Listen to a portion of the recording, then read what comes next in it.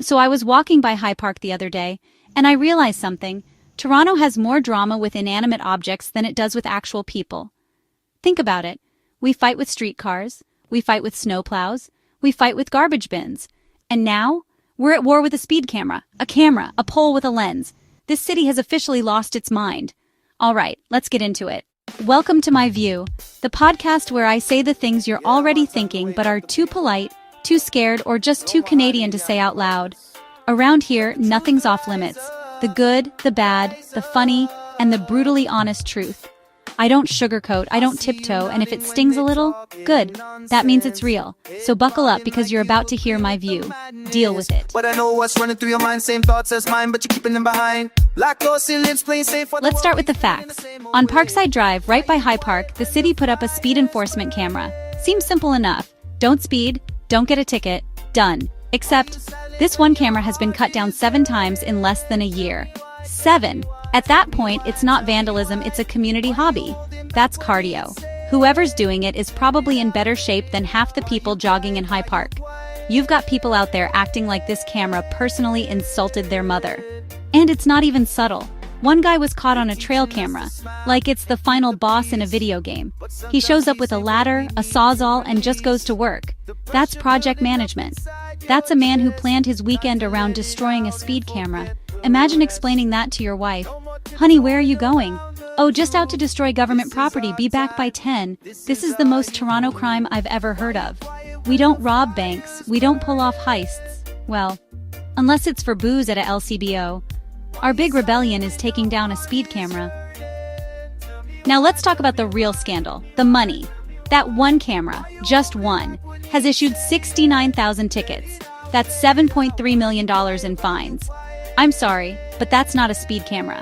That's a slot machine with a radar gun. That's the city's side hustle. Forget bake sales, forget fundraising drives.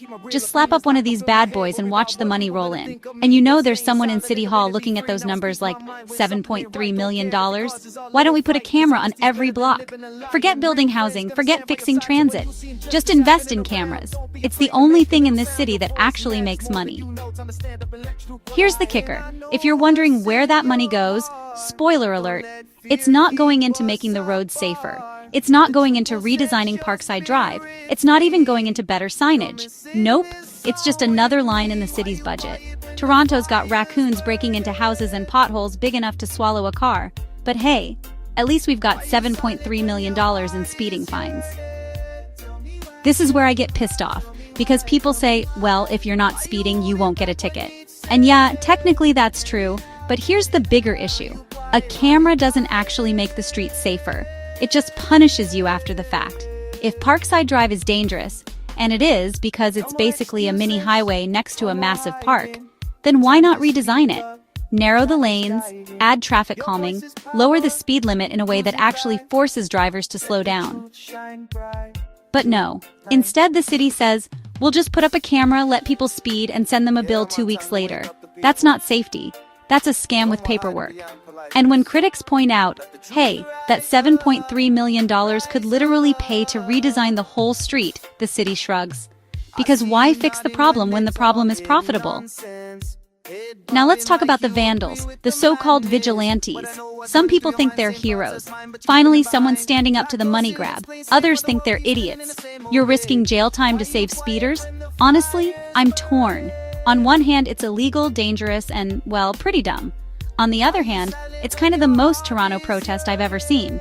No yelling, no marches, no signs, just one guy with a ladder, cutting down a pole in the dead of night like Batman with power tools. And the fact that it's happened 7 times, that's commitment, that's persistence, that's basically a second job. Imagine explaining that on a resume.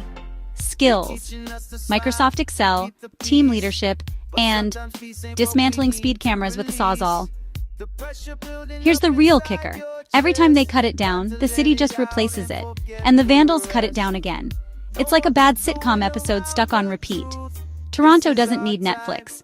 Just watch the Parkside Drive camera saga unfold. This is Toronto in a nutshell. We don't fix problems, we just slap band-aids on them and, hope for the best. Housing crisis? Well, build more condos nobody can afford. TTC falling apart, raise fares, blame signal issues, and just pray people don't notice. Traffic chaos? throw up a speed camera and cash the checks. We're honestly the masters of temporary solutions. It's like the city's motto should be, Toronto. Good enough. But here's the thing. People aren't stupid. They know when they're being milked. They know when a camera is just there for cash.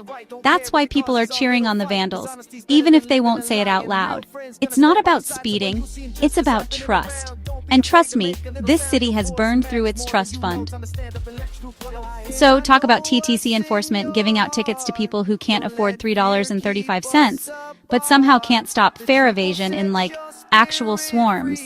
And you know, Toronto's obsession with Band-Aid policing is basically like raccoon-proof garbage bins. They never work. Raccoons always win. I mean, what's next? Cameras for jaywalking, cameras for not holding the subway pole properly, cameras for sneezing without saying sorry? Honestly, I once got a ticket on that stretch of Parkside, and I swear I wasn't speeding, but the city probably needed a new coffee budget that week. Let's zoom out. This is classic Toronto logic. Fight about the symptom, ignore the disease. Drivers hate the cameras because they feel like cash grabs. Pedestrians hate drivers because cars treat Parkside like a racetrack. Cyclists hate both. And the city just sits there collecting checks like, look, it's working. But if it was working, would the camera need to be replaced 7 times? Would people still be speeding like maniacs on Parkside? Would we still have near misses at crosswalks? No, this is Toronto in a nutshell. We'd rather argue about a pole with a camera than fix the road that's actually dangerous. So here's the bottom line. That High Park speed camera is a perfect symbol of Toronto. It's expensive, it's a revolving door, it pisses everyone off, and somehow, it makes money while the rest of the city falls apart. Until we get real solutions, Toronto drivers will keep speeding, the camera will keep cashing checks, and some dude with a ladder will keep sneaking out at night to play demolition derby. That's my view. Deal with it.